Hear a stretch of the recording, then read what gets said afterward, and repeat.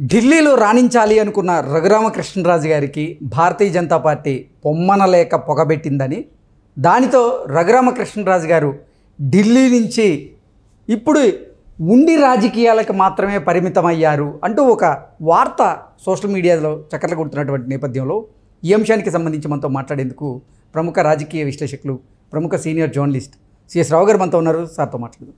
Sir, hi sir. Hello. Raghu Rama Krishna Raju garu Bharatiya Janata party నుంచి ఎంపీగా పోటీ చేసి గెలిచి అక్కడ ఢిల్లీలో రాణించాలి, నా సత్తా ఏంటో చాటాలి అనుకున్నారు. కానీ భారతీయ జనతా పార్టీ పెద్దలు మాత్రం రఘురామకృష్ణరాజు గారికి పొమ్మలు లేక పొగబెట్టారు. దాంతో ఇప్పుడు ఢిల్లీలో రాణించాలనుకున్నటువంటి రఘురామకృష్ణరాజు గారు కేవలం ఉండి అసెంబ్లీ నియోజకవర్గంకి పరిమితం అయ్యారు.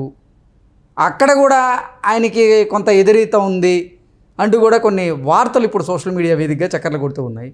ఏంటి సార్ అసలు రఘురామకృష్ణరాజు గారు ఎక్కడి నుంచి పోటీ చేయబోతున్నారు? ఏ పార్టీ నుంచి పోటీ చేయబోతున్నారు? అసలు ఆయన సీటు పరిస్థితిలో, అంటే ఆయన సీటు వ్యవహారంలో ఉన్నటువంటి సందిగ్ధత ఏదైతే ఉందో అది ఎప్పుడు వీడే అవకాశం ఉందండి? 48 గంటల్లో నేను క్లారిటీ ఇస్తానని చెప్పి 24 గంటల క్రితం రఘురామకృష్ణరాజు మీడియాకి చెప్పడం జరిగింది.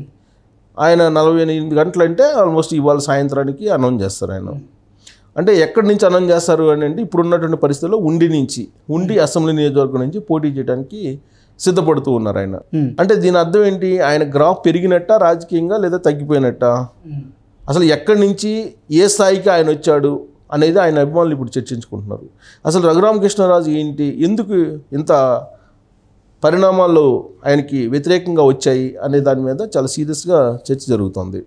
ఎక్కడో ఢిల్లీలో ఉండాల్సిన ఆయన ఢిల్లీలో పార్లమెంట్లో నరేంద్ర మోడీ సరసన కూర్చోవాల్సినటువంటి రఘురామకృష్ణరాజు అంటే భారతీయ జనతా పార్టీ నుంచి గెలిచి ఆయన ఏదో కేంద్ర మంత్రి పదవి కూడా ఆశించాలనుకున్నారు అంటూ కూడా కొన్ని వార్తలు చూసాం గతంలో మనం.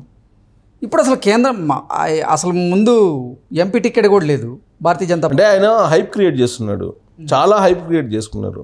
హైప్ క్రియేట్ అయింది. ఎలా క్రియేట్ అయిందంటే జగన్మోహన్ రెడ్డి బాగా టార్గెట్ చేశారు సోషల్ మీడియాలో.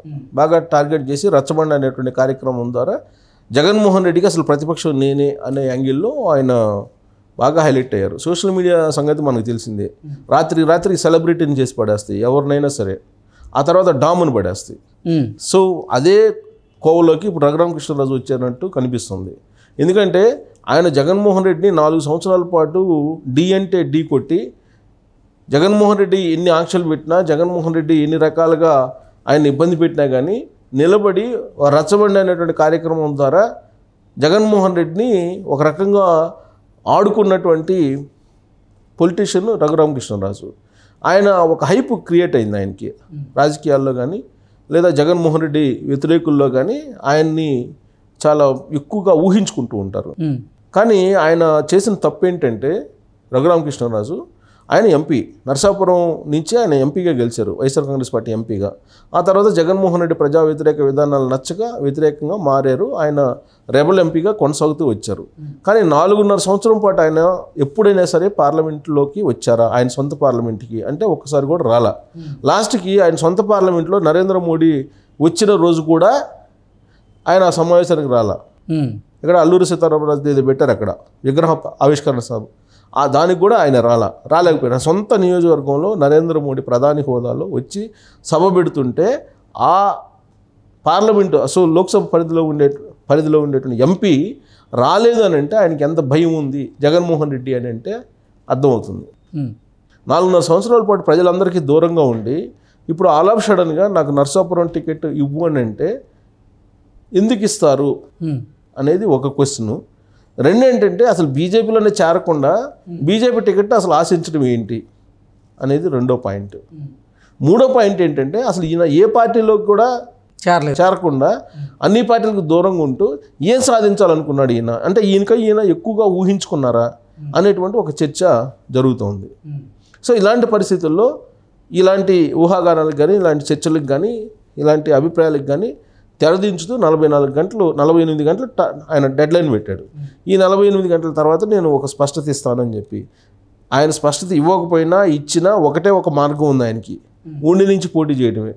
అది కూడా చంద్రబాబు నాయుడు నెత్తినేసుకొని చంద్రబాబు నాయుడు ప్రెషర్లు అనుభవిస్తూ ఆయనకి ఆ ఉండిని అసెంబ్లీ నుంచి పోటీ చేయడానికి ఆయనకి అవకాశం ఇస్తున్నారు.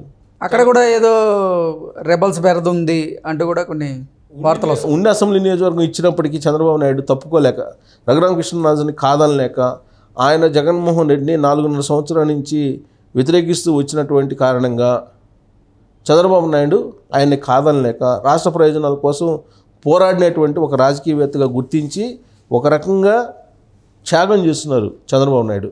ఉండి అసెంబ్లీ నియోజకవర్గానికి ఆయనకి ఇస్తున్నారు. ఆ ఉండి అసెంబ్లీ నియోజకవర్గం ఆల్రెడీ తెలుగుదేశం పార్టీ తరఫు నుంచి రామరాజుకి అనౌన్స్ చేశారు. రామరాజు అక్కడ బలమైనటువంటి క్యాండిడేట్ అని చెప్పి తెలుగుదేశం పార్టీ సర్వేలు చేయించుకుని ఆయన పేరును ప్రకటించింది.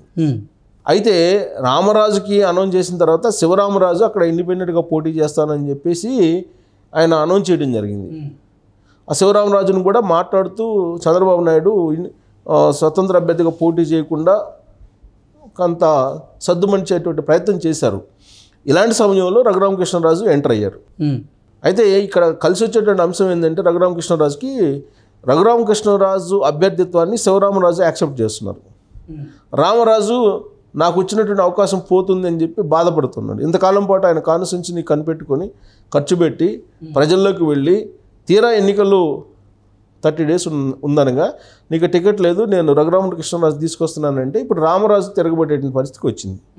శివరామరాజు అయితే సపోర్ట్ చేయడానికి సిద్ధపడుతూ ఉన్నాడు, బట్ రామరాజు అయితే సపోర్ట్ చేయడానికి సిద్ధపడటం వల్ల. సో ఇలాంటి క్రమంలో శివరామరాజు ఇండిపెండెంట్గా వేస్తాడు, రామరాజు ఒకవేళ పోటీ చేస్తే అనేది ఒకటి తెలుగుదేశం పార్టీలో ఉంది. సో కాబట్టి రఘురామకృష్ణరాజుకి ఇస్తే మధ్య మార్గంగా వీళ్ళిద్దరినీ రాజీ చేసి రఘురామకృష్ణరాజుకి ఆ టికెట్ ఇస్తే ఉండి నుంచి గెలిచేటువంటి అవకాశం ఉందనేటువంటి యాంగిల్లో రఘురామకృష్ణరాజుకి ఆయన చేసినటువంటి సేవలకు కానీ ఆయన ఇచ్చినటువంటి మద్దతుకు కానీ గిఫ్ట్గా ఆ ఉండి నియోజకవర్గాన్ని చంద్రబాబు నాయుడు ఇస్తున్నారు.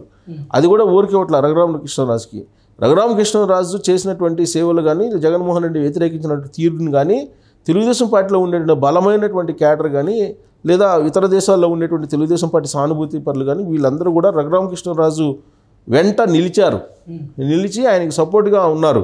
అందుకని చెప్పేసి ఆయనకి ఉండి నుంచి అసెంబ్లీ టికెట్ ఇవ్వక తప్పనటువంటి పరిస్థితి చంద్రబాబు నాయుడుకి వచ్చింది. ఆ టికెట్ ఇస్తూ వీళ్ళతో కూడా రాజీ చేశారు అని చెప్పి తెలుస్తుంది. సో కాబట్టి రఘురామకృష్ణరాజు కథ రాజకీయంగా సుఖాంతమైంది. అక్కడ ఉండి నుంచి పోటీ చేయబోతున్నారు. సరే, ఉండి నుంచి పోటీ చేసిన తర్వాత రఘురామకృష్ణరాజుని బరాయించేటువంటి పరిస్థితి తెలుగుదేశం పార్టీకి ఉందా అనేటువంటి కొత్త చర్చ మళ్ళీ మొదలైంది. ఎందుకంటే వైఎస్ఆర్ కాంగ్రెస్ పార్టీలో గెలిచినటువంటి ఆయన వెంటనే జగన్మోహన్ రెడ్డికి వ్యతిరేకంగా వాయిస్ వినిపించారు.